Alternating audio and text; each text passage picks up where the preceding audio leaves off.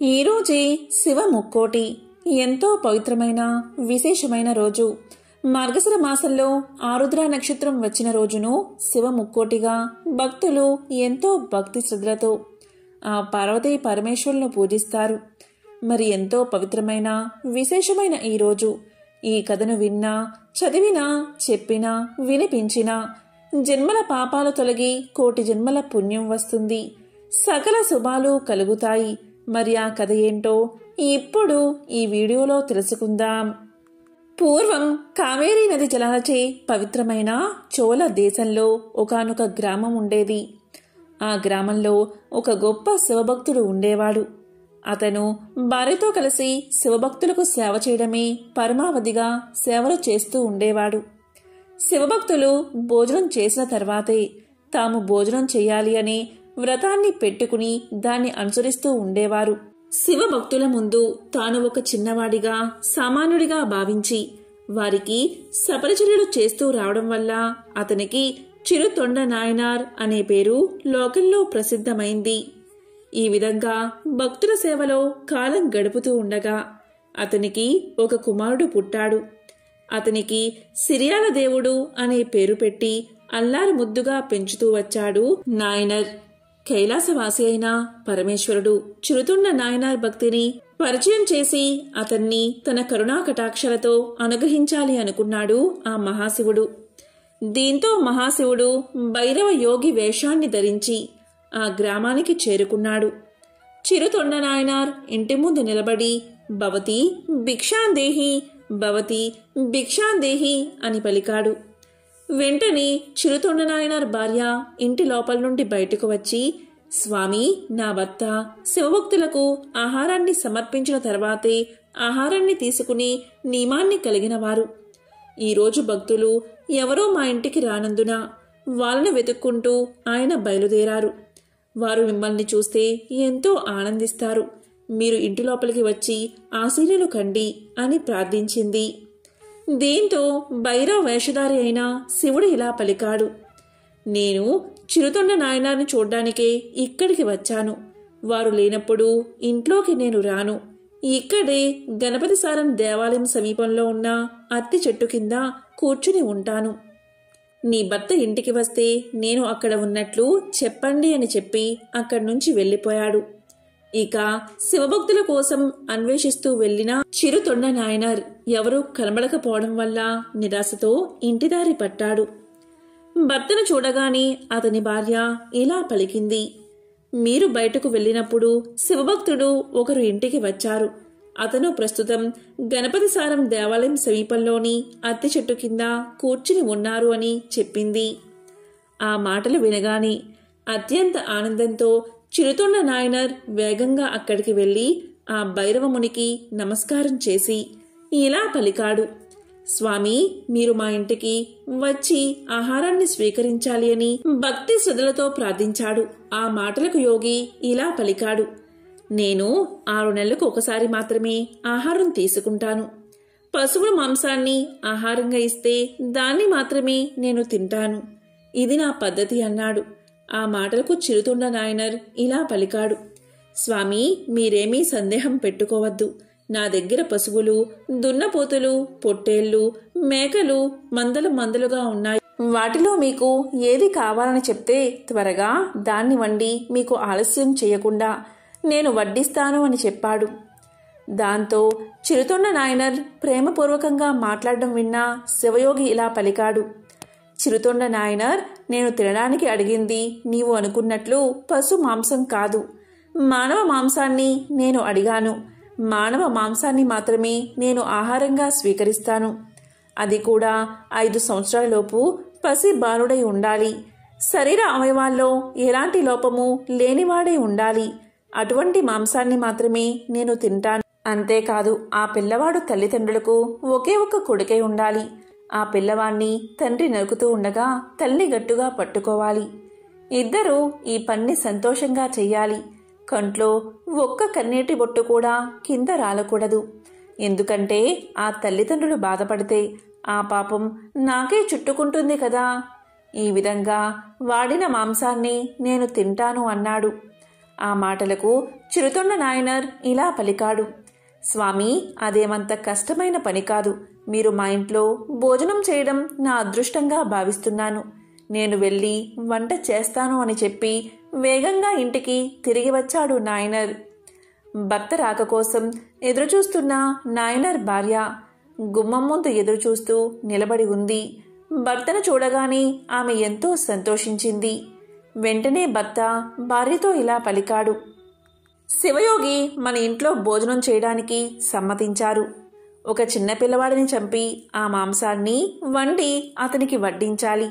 అతను 5 సంవత్సరాలలోపు బాలుడై ఉండాలి అని జరిగిందంతా చెప్పాడు. ఇక భార్య భర్త మాటలకు సమ్మతించి ఆలస్యం చేయకుండా గురుకులానికి వెళ్లిన తన కుమారుణ్ణి పిలుచుకురండి అని కోరింది.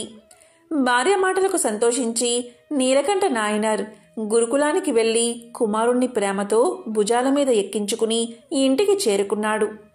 ఇక తల్లిదండ్రులు ప్రేమతో చివరిగా కుమారుడికి స్నానం చేయించారు.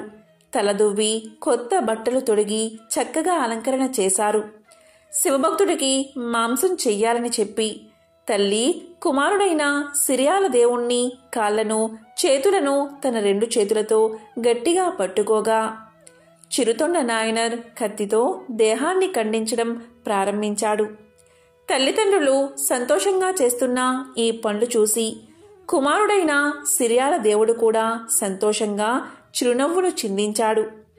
ఇక చిరుతొండ నాయనర్ తలమాంసం వంటకు పనికిరాదని భావించి దాన్ని భద్రపరచమని చెప్పి మిగిలిన శరీర భాగాలను వేరువేరుగా వంటలుగా వండి ఆహారాన్ని సిద్ధం చేశాడు. ఇక చిరుతొండ నాయనర్ సంతోషంగా భైరవయోగి ఉన్న చోటకు వెళ్లి నమస్కారం చేసి, స్వామి, మీరు కోరినట్లుగా ఆహారాన్ని సిద్ధం చేశాము, భోజనానికి దయచేయండి అంటూ అతన్ని భోజనానికి ఆహ్వానించాడు. విశాలమైన అరటి ఆకును శివయోగి ముందు పరిచి వండిన వంటకాలను వరుసగా వడ్డించారు. వాటిని చూసిన శివయోగి ఇలా పలికాడు. నేను చెప్పిన విధంగా శరీరంలోని అన్ని భాగాలను వండారా అని ప్రశ్నించాడు. ఆ మాటకు ఆ దంపతులు ఇలా అన్నారు. తలమాంసాన్ని మీరు తినరని భావించి దాన్ని మాత్రం వండకుండా వదిలేశాము అని చెప్పారు. దానికి శివయోగి, అయ్యో, ఎంత పని చేశారు, నేను ఇష్టంగా తినేదే తలమాంసం అనగానే ఆ దంపతులు ఎంతో బాధపడి తలను రోట్లో వేసి దంచి మాంసంగా వండి వడ్డించారు. అప్పుడు భైరవయోగి మరొక నిబంధన పెట్టాడు. అది ఏంటి అంటే, నాకు ఒంటరిగా కూర్చుని తినే అలవాటు లేదు. మీకు కొడుకు ఉంటే అతన్ని పిలవండి, నాతో కలిసి భోజనం చేస్తాడు అని ఆజ్ఞాపించాడు. అతను ఎక్కడా లేడని చిరుతొండ నాయనర్ చెప్పగా యోగి ఇలా అన్నాడు. లేదు, నీ కొడుకు ఇక్కడికి వస్తేనే నేను భోజనం చేయడానికి సాధ్యమవుతుంది. కాబట్టి నీ కుమారుణ్ణి గట్టిగా పిలవమని చెప్పాడు. ఆ విధంగా దంపతులు శివయోగి చెప్పినట్లు గట్టిగా సిరియాల దేవుణ్ణి పిలవగాని సిరియాల దేవుడు గురుకుల ఆశ్రమం నుంచి వస్తున్నట్లుగా పరిగెత్తుకుంటూ వచ్చాడు. ఇక తల్లి తన కొడుకు రావడం వల్ల అతన్ని ఆలింగనం చేసుకుని భర్త చేతులకు అందించింది. కొడుకు రావడం వల్ల ఇక శివభక్తుడు ఆహారాన్ని స్వీకరించాడు. వెంటనే భైరవ రూపంలో ఉన్న పరమేశ్వరుడు అదృశ్యమయ్యాడు. వెంటనే శివపార్వతులు అక్కడ ప్రత్యక్షమై వారి భక్తికి మెచ్చి ఆ ముగ్గురికి శివ సాన్నిధ్యాన్ని కలిగించారు. ఎంతో పవిత్రమైన విశేషమైన ఈ కథను ఈరోజు విన్నా, చదివినా, చెప్పినా, వినిపించినా సకల శుభాలు కలుగుతాయి. జన్మల దోషాలు తొలగి 1,000,000 జన్మల పుణ్యం వస్తుంది. శివభక్తుడికి సంబంధించిన మరొక విశేషమైన కథను ఇప్పుడు తెలుసుకుందాం. చిదంబరానికి చెందిన తిరు నీలకంఠర్ కులం మరియు వృత్తిరీత్యా కుమ్మరి. శివభక్తుల పట్ల కూడా ఆయనకి అత్యంత గౌరవం ఉండేది. నీలకంఠ నాయనర్ మట్టితో అందమైన భిక్ష పాత్రలు చేసి వాటిని శివభక్తులకు ఉచితంగా అందించేవాడు. ఈ విధంగా భార్యతో కలిసి ఆనందంగా ఆదర్శవంతమైన గృహ జీవితాన్ని గడిపేవాడు. మహాశివుడు లోకాలను రక్షించడానికి గరళాన్ని మింగి నీలకంఠుడు అయినట్లుగా ఎప్పుడూ కూడా శివుణ్ణి నీలకంఠుడిగా ప్రార్థించేవాడు. అందుకే ఆయన్ని ప్రతి ఒక్కరూ కూడా నీలకంఠ నాయనర్ అని పిలిచేవారు. ఇన్ని మంచి గుణాలున్న ఒక రోజున కామానికి వసుడై ఒక పొడుపుగత్తి ఇంటికి వెళ్ళాడు. ఇంటికి రాగానే అతని భార్య ఈ విషయాన్ని పసిగట్టింది. హృదయం వేధిస్తున్నా దాన్ని బయటపడనీయక భర్తకు యోగ్యురాలైన భార్యగా సేవ చేస్తూనే దాంపత్య సమాగమాన్ని మనసులోనే వెలివేసింది. నాయనారుకు ఆమె చర్యలు అర్థం కాలేదు. ఒక రోజున కోరికతో ఆమెను సమీపించబోగా ఆమె నీలకంఠుడిపై ఆన పెట్టింది. ఆయన పేరుతో మిమ్మల్ని అడుగుతున్నాను, మమ్మల్ని తాకకండి. ఆమె మమ్మల్ని అనింది కాబట్టి నీలకంఠ నాయనర్ లోకంలో ఏ స్త్రీని తాకకూడదని నిశ్చయించుకున్నాడు. పరమశివునిపై ఆయనకు అంత అనన్య ప్రేమ. ఈ విధంగా ఒకరినొకరు తాకకుండా జీవించడం మొదలుపెట్టారు. దీని గురించి బయట ప్రపంచంలో ఎవరికీ ఏమీ తెలియదు. సంవత్సరాలు గడుస్తున్నాయి. భార్యాభర్తలు వృద్ధులు కూడా అయిపోయారు. దీంతో ఆ మహాశివుడికి వారి ఔన్నత్యం లోకానికి చాటాలి అనిపించింది. అందుకని ఒక శివయోగిగా రూపుదాల్చి నీలకంఠ నాయనర్ ఇంటికి వీచేశాడు మహాశివుడు. నీలకంఠ నాయనర్ సాదరంగా తన ఇంటిలోకి ఆహ్వానించాడు. సపర్యలు చేశాడు. యోగి ఒక భిక్షపాత్రను నీలకంఠ నాయనార్కిచ్చి ఇలా పలికాడు. నీలకంఠ నాయనర్, నేను మరలా వచ్చే వరకు దీన్ని జాగ్రత్తగా ఉంచు. ఇది నాకు అత్యంత విలువైనది. దీన్ని తాకినంతనే ప్రతి వస్తువు కూడా పవిత్రం అయిపోతుంది. అందుకని జాగ్రత్తగా కాపాడు అని చెప్పి ఆ భిక్షపాత్రను నీలకంఠ నాయనర్కి ఇచ్చి తన దారిన తాను వెళ్ళిపోయాడు. నీలకంఠ నాయనర్ ఆ భిక్షపాత్రను చాలా జాగ్రత్తగా చూసుకునేవాడు. చాలా కాలం గడిచిన తర్వాత ఒక రోజున శివయోగి తిరిగి వచ్చి నీలకంఠ నాయనర్ను ఆ భిక్షపాత్ర గురించి అడిగాడు. శివయోగి దాన్ని మాయం చేసి ఆ పాత్రను తెచ్చి ఇమ్మని నీలకంఠ నాయనర్ను అడిగాడు. నీలకంఠ నాయనర్ ఇల్లంతా వెతికాడు. ఆ పాత్ర ఎక్కడా కనిపించలేదు. అది ఏదో మాయగా ఉంది. సిగ్గుపడ్డాడు నీలకంఠ నాయనర్. భయంతో వణుకుతూ శివయోగి పాదాలపై పడ్డాడు. ఆ పాత్ర ఎక్కడా కనిపించడం లేదు అని వాపోయాడు. దీంతో యోగికి విపరీతంగా కోపం వచ్చింది. దాంతో నీలకంఠ నాయనర్ను నీవు దొంగవి అని, మోసగాడివి అని నిందించాడు. నీలకంఠ నాయనర్ ఆ పాత్ర కన్నా విలువైన పాత్ర ఇస్తాను అన్నాడు. దానికి శివయోగి ఒప్పుకొనలేదు. పదే పదే శివయోగికి తాను ఆ పాత్రను దొంగలించలేదని, ఏదో మాయగా అది కనిపించడం లేదని, అది ఎలా మాయమైందో తనకు అర్థం కావడం లేదని చెప్పాడు నీలకంఠ నాయనర్. అప్పుడు శివయోగి ఇలా పలికాడు. నీవు చెప్పేది నిజమే అయితే నీ భార్య చెయ్యి పట్టుకుని ప్రమాణం చెయ్యి అని అడిగాడు. నీలకంఠుడిపైన ఆన పెట్టడం వల్ల నీలకంఠ నాయనర్ దానికి ఒప్పుకోలేదు. అతని అనంగీకారం నీలకంఠ నాయనర్ యొక్క దోషాన్ని చూపుతుందని శివయోగి పలికాడు. అందుకని దొంగతన నేరంపై న్యాయస్థానానికి తీసుకుని వెళ్ళాడు. శివయోగి చెప్పినట్లుగా ప్రమాణం చేయవలసిందిగా ఆజ్ఞాపించారు. నీలకంఠ నాయనర్ తన భార్య ఒక కర్రను, ఇద్దరూ చెరొక కొన పట్టుకుని చెరువులో మునగబోయారు. కానీ యోగి వారిద్దరూ కర్రను పట్టుకుని కాకుండా చెయ్యి పట్టుకుని నీటిలో మునగాలి అన్నాడు. నిజం నిరూపణ కొరకు ఒకరి చెయ్యి ఒకరు పట్టుకుని నీట మునగాలని ఆదేశించారు. నీలకంఠ నాయనర్ తన ఆన గురించి ఇక నిజం దాచలేకపోయాడు. దీంతో అతను భార్యాభర్తల మధ్య జరిగింది దేవుడి మీద ఆన గురించి వెల్లడించి తాను తన భార్య చేతిని తాకజాలనని విన్నవించాడు. ఈ విధంగా చెప్పి ఇద్దరూ కర్రను చెరొక కొన పట్టుకుని నీటిలో మునిగారు. అంతే, ఒక విచిత్రం జరిగింది. ఇద్దరూ నీట మునిగి బయటకు లేవగాని వారిద్దరూ రూపవసులైన యవ్వనవంతులుగా మారిపోయారు. శివయోగి అంతర్ధానమైపోయాడు. వెంటనే పార్వతీ పరమేశ్వరులు అక్కడ ప్రత్యక్షం అయ్యారు. అప్పుడు వారు ఇలా పలికారు. మీరు అత్యంత సంయమనంతో భక్తితో జీవనం జరిపిన పుణ్య విశేషంచే మీరిద్దరూ నిరంతరం యవ్వనవంతులుగా నా లోకంలో శాశ్వతంగా నివసించండి అని వారిని తమ లోకానికి తీసుకుపోయారు. శివభక్తి తత్పరత, సంయమము, నిర్మల జీవనం ఎలా పరమశివుడి యొక్క శాశ్వత స్థానానికి చేర్చగలవో పరమశివుడు లోకానికి వెల్లడించాడు.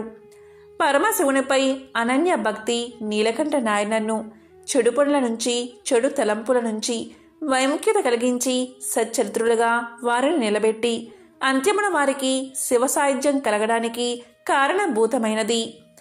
ఎంతో పవిత్రమైన విశేషమైన ఈరోజు ఈ కథను విన్నా, చదివినా, చెప్పినా, వినిపించినా సకల శుభాలు కలుగుతాయి. జన్మల దోషాలు తొలగి కోటి జన్మల పుణ్యం వస్తుంది. మరి ఎంతో విశేషమైన ఈరోజు శివభక్తుల కథలను ఇప్పుడు విందాం.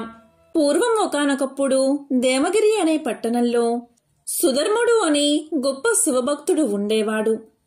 అతను త్రికాలాల్లోనూ సంధ్యావందనం అలవాటైనవాడు. ఎప్పుడూ కూడా శివభక్తి అలవాటు పడిన మనసు ఉన్నవాడు. భగవంతుని యందు అతని మనసు లగ్నం కావడం చేత తనకి ఇది ఉంది అని కాని, ఇది లేదు అని కాని ఎప్పుడూ అతను భావించేవాడు కాదు. తనకి ఏది లేకపోయినా ఉన్నా అంతా ఈశ్వరానుగ్రహమే అని అనుకునేవాడు. అతని భార్య పేరు సుదేహ. మహా సౌశీల్యవతి, భర్తను దైవంగా భావించే మహా ఇల్లాలు. ఇలా ఉండగా వీరిద్దరికీ సంతానం కలగలేదు. దీనితో సుదేహ ఎంతో బాధపడుతూ ఉండేది. భార్య బాధను చూసిన సుధర్ముడు ఇలా పలికాడు: సుదేహ, ఎవరు ఎవరికి తల్లిదండ్రులు, ఎవరు ఎవరికి బిడ్డలు, ఎవరి స్వార్థం వారిది. అటువంటి బిడ్డల కోసం ఎందుకు నీకీ అలజడి? ఈ సంబంధాన్ని ఈశ్వరుడి మీద పెట్టు. నీవు తరిస్తావు, నీతో పాటు నేను కూడా. ఈ బిడ్డలు, సంసారం మనం తరించడానికి ప్రతిబంధకాలు. అందుకని మరో ఆలోచన లేకుండా ఈశ్వరుని యందు మనసు పెట్టు అని చెప్పాడు సుధర్ముడు. ఈ మాటలు విన్న తర్వాత సుదేహ తన మనసును సర్దుకుంది. ఇలా ఉండగా ఒకసారి సుదేహ పొరుగు ఇంటికి వెళ్ళింది. ఈ సందర్భంలో స్త్రీల మధ్య ఏదో వాదులాట వచ్చింది. సుదేహ తనకు తెలిసిన మంచి మాట పొరుగావిడికి చెప్పింది. అది విన్న పక్క ఆవిడ, చెప్పడానికి నీకున్న యోగ్యత ఏమిటి అని అడిగింది. ఆ మాటలకు సుదేహ ఎంతగానో బాధపడి జరిగిందంతా భర్తకు తెలియచేసింది. అప్పుడు సుధర్ముడు ఇలా పలికాడు: నేను ఎంతగా చెప్పినా నీవు బిడ్డల గురించే ఆలోచిస్తున్నావు. మనసుని ఈశ్వరుని వైపు మరచలేకపోతున్నావు. బిడ్డలు కలగడానికి, కలగకపోవడం మన దోషం. ఆ దోషం నీదో నాదో తేల్చడానికి ఆ ఈశ్వరుడికే ఒక పరీక్ష పెడతాను. ఆ విషయాన్ని నేనే స్వయంగా ఈశ్వరుణ్ణి అడుగుతాను అని చెప్పాడు సుధర్ముడు. అప్పుడు సుధర్ముడు 2 పూలదండలు తెచ్చి భగవంతుని పాదాల దగ్గర పెట్టాడు. 2 పువ్వులు పెట్టి శివుడికి ఒక విజ్ఞాపన చేశాడు. ఒకవేళ నాయందు బిడ్డలు పుట్టడానికి దోషం ఏదైనా ఉంటే ఆవిడ ఈ దండ పట్టుకుంటుంది. ఒకవేళ మాకు అదృష్టం రాసిపెట్టి బిడ్డలు కలిగే యోగ్యం ఉంటే ఆవిడ ఈ దండ పట్టుకుంటుంది. ఈశ్వరా, నీ నిర్ణయాన్ని నువ్వే మాకు తెలియచెయ్యాలి అని నమస్కారం చేసుకుని భార్యతో ఇలా పలికాడు: సుదేహ, ఈ 2 దండల్లో ఒకదాన్ని పట్టుకో అన్నాడు. అప్పుడు సుదేహ పిల్లలు పుట్టే అదృష్టం లేని 2వ దండను పట్టుకుంది.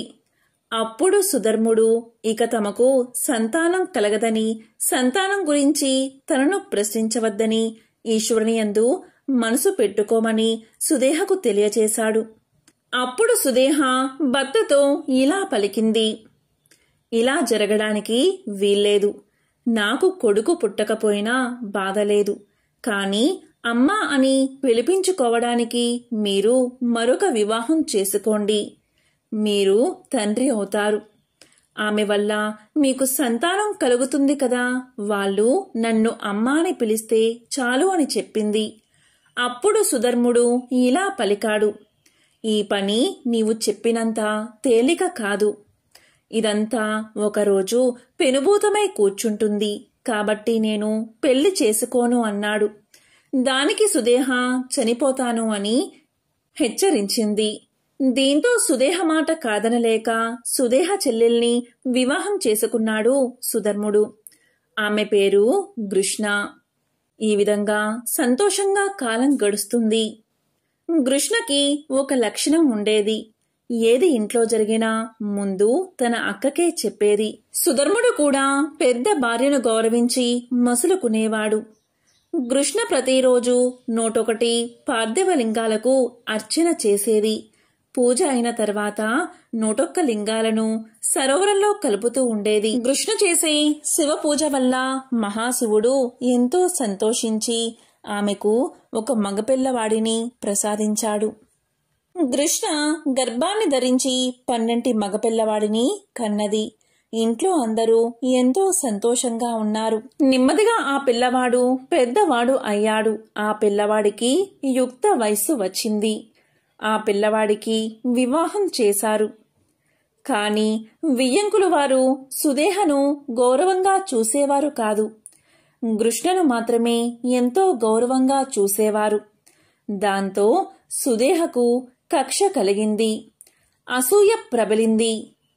కృష్ణకు కొడుకు ఉండడం వల్లే కదా నన్ను కొడుకులు లేని కారణంగా ఇంత చులకనగా చూస్తున్నారు అని భావించి ఆ కొడుకే లేకపోతే తన చెల్లెలు ఎంత బాధపడుతుందో. ఆమె ఏడుస్తూ ఉంటే నా కోపాగ్ని చల్లారుతుంది అని భావించింది సుదేహ. ఒకరోజు కొడుకు కోడలు పడుకుని ఉన్నారు.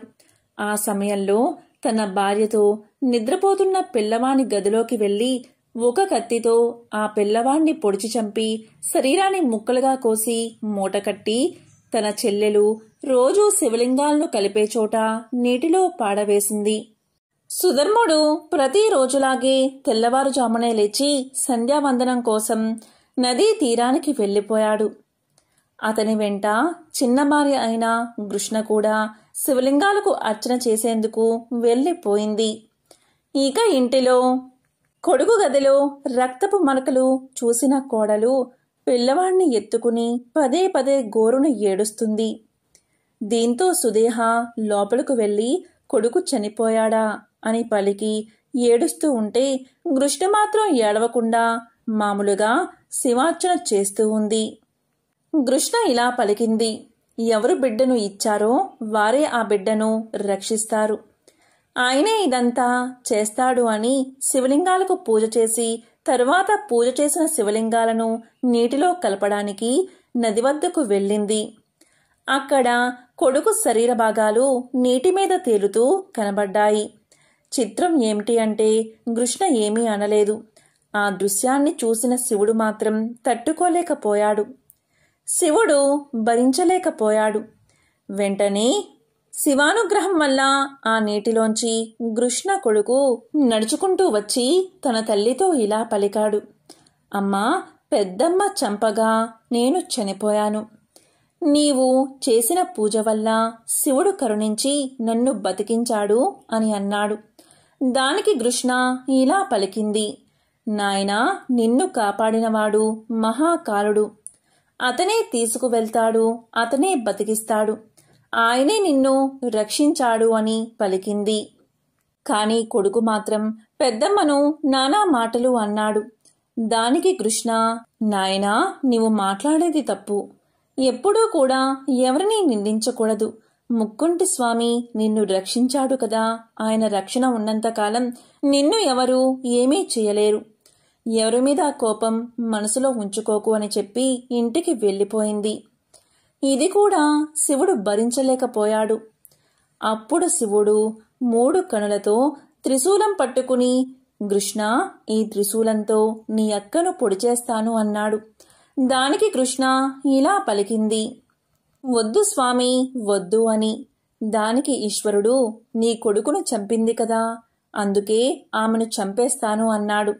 అప్పుడు కృష్ణ మహాశివుణ్ణి పలుపరి విధాలా స్తుతించి, స్వామి, దీనివల్లే కదా నీవు ఎంత ఉదారుడవో లోకానికి తెలిసింది.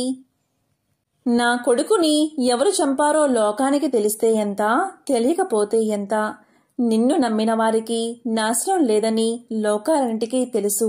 కాబట్టి ఈశ్వరా, నీ పాదాలయందు నాకు ఎల్లప్పుడూ భక్తిని కలిగేలా చెయ్యి. మా అక్క వల్లే కదా నాకు కొడుకు కలిగాడు, మా అక్క వల్లే కదా నాకు నీయందు భక్తి కలిగింది, కాబట్టి మా అక్క తప్పును క్షమించు అని వేడుకుంది. దానికి మహాశివుడు ఇలా పలికాడు, సరే కృష్ణ, ఎలాగూ సాక్షాత్కరించాను కదా, ఏదైనా వరం కోరుకో, తీరుస్తాను అన్నాడు. దానికి కృష్ణ ఇలా పలికింది, స్వామి, నేను ఏ నదిలో అయితే నీ 101 శివలింగాలను కలుపుతానో ఆ చోట నీవు జ్యోతిర్లింగ స్వరూపుడిగా వెలుగు పొందు అని నమస్కారం చేసింది. కృష్ణ ప్రార్థన మేరకు మహాశివుడు కరుణించి ఇలా పలికాడు, సరే అలాగే చేస్తాను, నీ కోరిక మేరకు ఆ ప్రదేశంలో జ్యోతిర్లింగంగా మారుతాను, నీ పేరు మీద కృష్ణేశ్వరుడు అనే పేరుతో వెలుస్తాను, నీవు నా గొప్ప భక్తురాలవు. ఇక్కడకు వచ్చిన భక్తులందరూ నీ చరిత్ర తెలుసుకోవాలి, నీ చరిత్ర జ్ఞాపకం తెచ్చుకోవాలి. జీవితంలో ఒకసారైనా నీ కథను విన్నవారికి వారి ఇంట్లో సకల శుభాలు కలుగుతాయి, కష్టాలు బాధలు తొలగిపోతాయి. కాబట్టి నిన్ను తప్పనిసరిగా తలుచుకోవాలి. నా పేరు ఈశ్వరుడు కాదు, ఇక్కడ కృష్ణేశ్వరుడై వెలుస్తాను అని చెప్పాడు మహాశివుడు. ఇంకా ఇలా పలికాడు, కృష్ణ, నీ యొక్క తరతరాల వారు నీ వంశంలో అందరూ మహాభక్తులు అవుతారు. నీ అక్కకు గల దుర్బుద్ధిని తీసేసి ఆమెకు సద్బుద్ధిని కలిగించాను. ఈ రోజు నుంచి ఆమె కూడా నా మహాభక్తురాలు అని పలికి స్వామి అదృశ్యమయ్యాడు. కాబట్టి ఈశ్వరుణ్ణి నమ్మిన వారికి ఎన్నడూ లోటు ఉండదు. నంది శివుడి వాహనం. శివుడు ఎటు వెళ్ళినా నందిని తీసుకెళ్తాడు. ఇది మనందరికీ తెలిసిన విషయమే. అయితే అసలు నందికి కైలాసంలో శివుడితో పాటు ఉంటూ శివుడికి వాహనంలా మారే అదృష్టం ఎలా వరించింది? ఇది తెలియాలంటే ఈ కథ తెలుసుకోవాల్సిందే. ఆ కథ ఏంటి అంటే, పూర్వం శిలాద అనే మునీశ్వరుడు ఉండేవాడు. ఆయనకు పిల్లలు లేరు. దీంతో శివుణ్ణి తలుచుకుంటూ తపస్సు చేయడం మొదలుపెట్టాడు శిలాద. శివుని భక్తిలో మునిగిపోయి కొన్నేళ్ల పాటు తపస్సు చేస్తూనే ఉండిపోయాడు.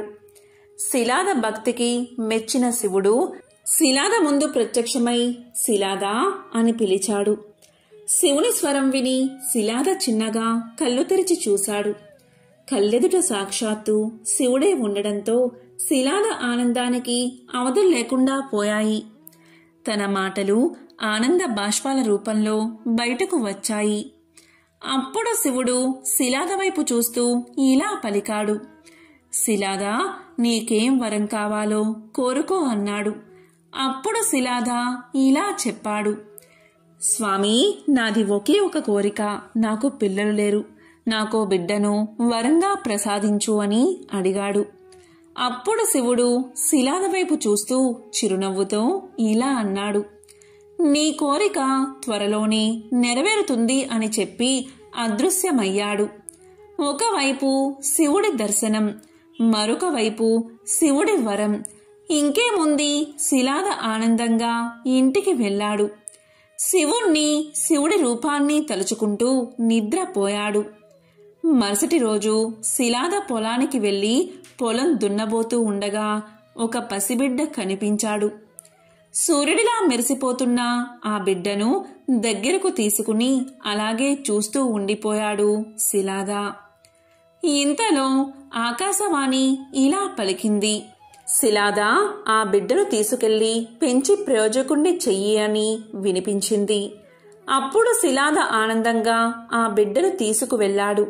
ఆ బిడ్డకు నంది అనే పేరు కూడా పెట్టాడు. నంది చాలా తెలివైన అబ్బాయి. ఎలాంటి విషయాన్నైనా సులువుగా నేర్చుకోగలడు. నంది తెలివితేటలు, ప్రవర్తన పట్ల శిలాద చాలా సంతోషంగా ఉన్నాడు. శివుని వరాన నంది శిలాద ఇంట్లో అడుగు పెట్టడంతో శిలాదకు సంవత్సరాల రోజుల్లాగా సంతోషంగా గడిచిపోయాయి. కొన్నేళ్ల తర్వాత మిత్ర, వరుణ అనే ఇద్దరు సాధువులు శిలాద ఇంటికి వచ్చారు. శిలాద వారిని సాదరంగా ఆహ్వానించి అతిథి మర్యాదలు చేశాడు. అంతేకాదు వారిని తన ఇంట్లో విశ్రాంతి తీసుకోవాలని కోరాడు. దానికి సాధువులు అంగీకరించారు. శిలాద వెంటనే నందిని పిలిచి, వీరు ఇక్కడున్నంత కాలం ఏ లోటు రాకుండా జాగ్రత్తగా చూసుకోమని చెప్పాడు. నంది తన తండ్రి శిలాద చెప్పినట్లే ఇద్దరు సాధువులను చాలా బాగా చూసుకున్నాడు. 2 రోజుల తర్వాత ఇద్దరు సాధువులు తమ ప్రయాణాన్ని తిరిగి కొనసాగించడం కోసం శిలాద ఇంటి నుండి బయలుదేరారు. వారు వెళ్తూ శిలాదని, నందిని దీవించారు. ముందుగా శిలాదని ఆయురారోగ్యాలతో కలకాలం సంతోషంగా జీవించు అని దీవించారు. తరువాత నంది సాధువు పాదాలకు నమస్కారం చేశాడు. సాధువులు నంది వైపు విచారంగా చూస్తూ, జాగ్రత్తగా ఉండు, నీ తల్లిదండ్రులకు, గురువులకు మంచి పేరు తీసుకురా అని దీవించి వెళ్ళిపోయారు.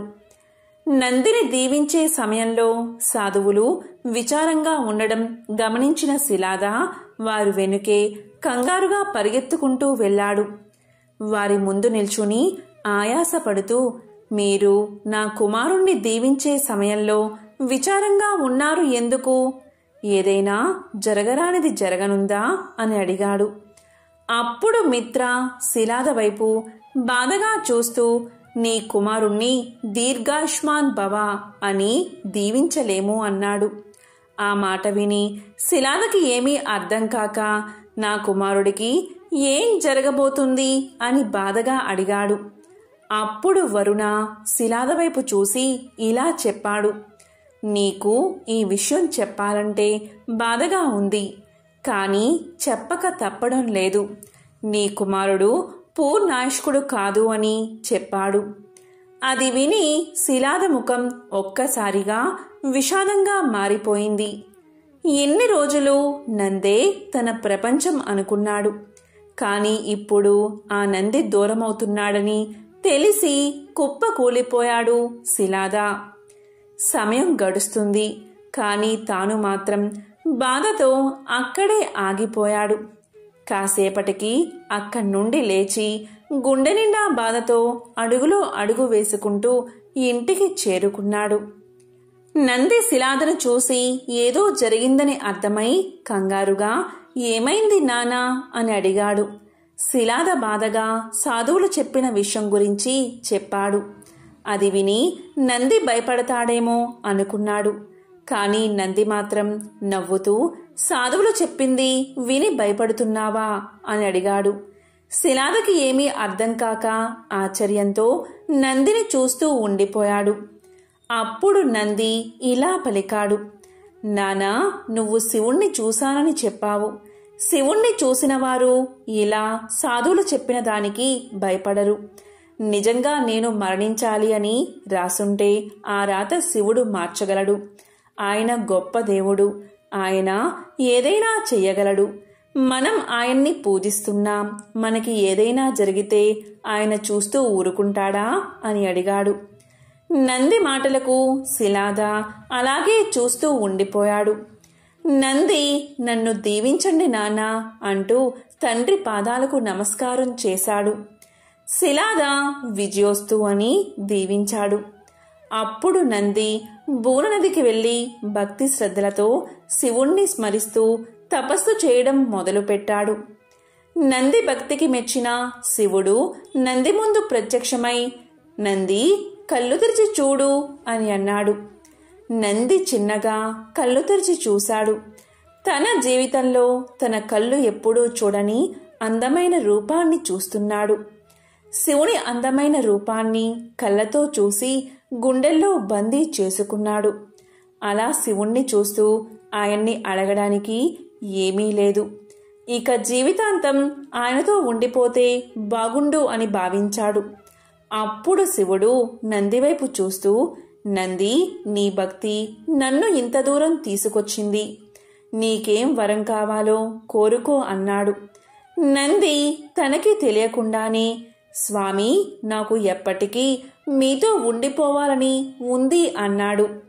అప్పుడు శివుడు చిన్నగా నవ్వి, నేను ప్రయాణించే నా వాహనం ఎద్దు దూరమైంది. నీ ముఖం ఎద్దులా మారితే నువ్వు నాతో పాటు కైలాసంలో ఉండవచ్చు. నా గణాలకు అధిపతి కూడా అవుతావు. అంతేకాదు, నువ్వు ఎప్పటికీ నాకు వాహనంలా, స్నేహితుడిలా ఉంటావు అని అన్నాడు. అప్పుడు నంది ఆనంద బాష్పాలతో అలా చూస్తూ ఉండిపోయాడు. శివుడు నందికి ఎప్పటికీ తనతో ఉండే వరాన్ని ప్రసాదించాడు. అప్పట్నుంచి నంది శివుడికి వాహనంలా, గణాలకు అధిపతిగా మారిపోయాడు. మరి ఎంతో పవిత్రమైన, విశేషమైన ఈ శివ ముక్కోటి రోజు ఈ కథలను విన్నా, చదివినా, చెప్పినా, వినిపించినా జన్మల దోషాలు తొలగి కోటి జన్మల పుణ్యం వస్తుంది. సకల శుభాలు కలుగుతాయి. ఓం నమః శివాయ. ఓం నమో నారాయణాయ. ఓం శ్రీ మాత్రే నమః. ఓం శ్రీ మహాలక్ష్మై నమః.